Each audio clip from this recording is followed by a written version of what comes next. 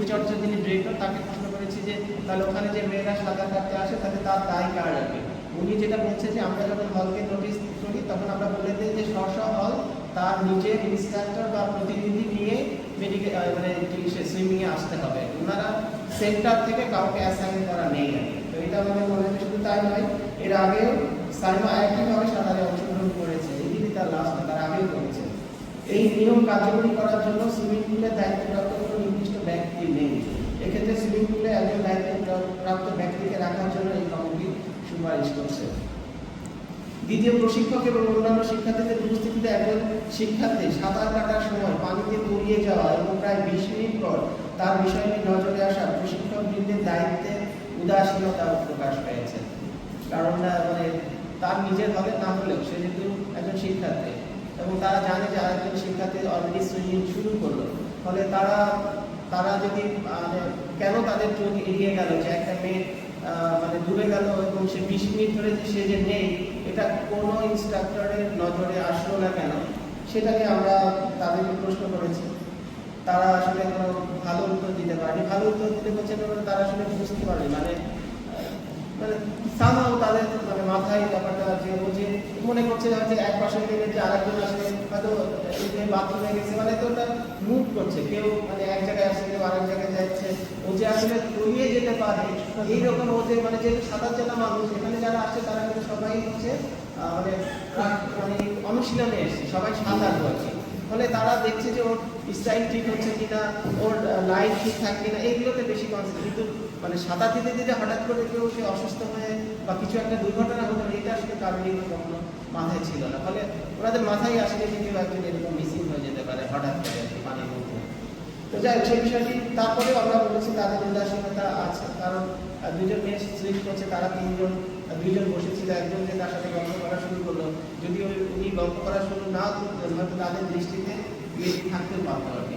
কিন্তু ওই 1 মিনিটের মধ্যে তাদের অবস্ট্রাকশন ছিল। এক হচ্ছে দুইটা মেয়ে সামনে দিয়ে গেল, তারপরে মানে একজন ইনস্ট্রাক্টর তার সামনে দিয়ে গল্প করা শুরু করলো 1 মিনিট, ওই সময়টাই আসলে দুর্ঘটনাটি ঘটেছে। তো সেখানে তিনজন এক জায়গায় না বসে যদি 3 জায়গায় বসতো তাহলে হয়তো আপনাদের কারো না কারো চোখে পড়তো আর কি। সেই জিনিসটা থেকে আমাদের মনে হয়েছে যে তাদের এই দায়িত্বে একটা উদাসীনতা প্রকাশ পেয়েছে। তবে শিক্ষার্থীটির থেকে অংশগ্রহণ করে আসছিল বিধায় তাকে উপস্থিত প্রশিক্ষণগণ সুইমিং পুলে অংশগ্রহণে বাধা দেয়নি এবং তার প্রতি বিশেষ নজর রাখেনি। এক্ষেত্রে প্রশিক্ষক বৃন্দকে সতর্ক ভর্ৎসনা করা এবং সাঁতার প্রশিক্ষণের কার্যক্রম থেকে তাদেরকে স্থায়ীভাবে অব্যাহতি দেওয়ার জন্য এই কমিটি সুপারিশ করেছে। তবে সাইবার মিসিং হওয়ার বিষয়টি প্রশিক্ষক এবং অন্যান্য শিক্ষার্থীদের নজরে আসার সাথে সাথে তাকে খোঁজা এবং খুঁজে পাওয়ার পরে তাকে উদ্ধার এবং হাসপাতালে নিয়ে যাওয়ার ক্ষেত্রে তাদের যে ভূমিকা ছিল, এই কমিটি মনে করছে যে তাদের ভূমিকাটা প্রশংসনীয়, কারণ ইমিডিয়েটলি পানিতে ঝাঁপিয়ে পড়ে এবং তারা যে দ্রুত যে চেষ্টা করেছে আর কি, এটার চেষ্টাতে কারণ কোনো অবহেলা এবং কারণ কোনো উদাসীনতা আমরা দেখতে পারি। সকলেই কেউ ডাকছে, চেষ্টা করছে, মানে কারোর অবহেলা বা কারোর মানে আমরা এটা খুঁজে পাইনি। অক্সিজেন সিলিন্ডারে কতটুকু অক্সিজেন আছে বা নেই সে সম্পর্কে চিকিৎসা কেন্দ্রে কর্মরত নার্স ও ওয়ার্ড বয়দের যথাযথ অভিজ্ঞতা ও চর্চা না থাকায় সেখানে কয়েক মিনিট সময় ওয়েস্ট হয়, যা একজন মুমূর্ষু রোগীর জন্য অত্যন্ত গুরুত্বপূর্ণ।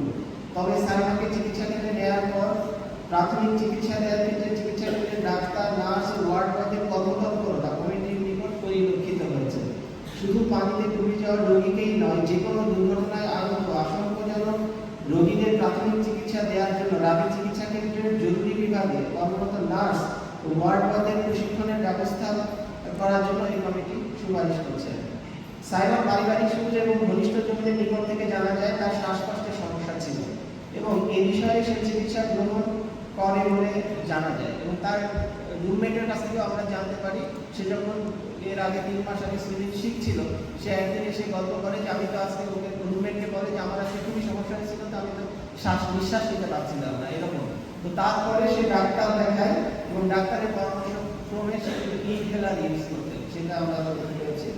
তবে হঠাৎ করে সে সাঁতারে নিষ্ক্রিয় হয়ে পড়লো এবং শেষ লেনে থেকেও 500 মিটারে পৌঁছাতে পারলো না, মানে শেষ লেনে থেকে একটু বামে গেলে কিন্তু পায় সাপোর্ট পেতে হবে, সেটাতে কেন পৌঁছাতে পারলো না সে বিষয়টি অজানা আমাদের কারণে।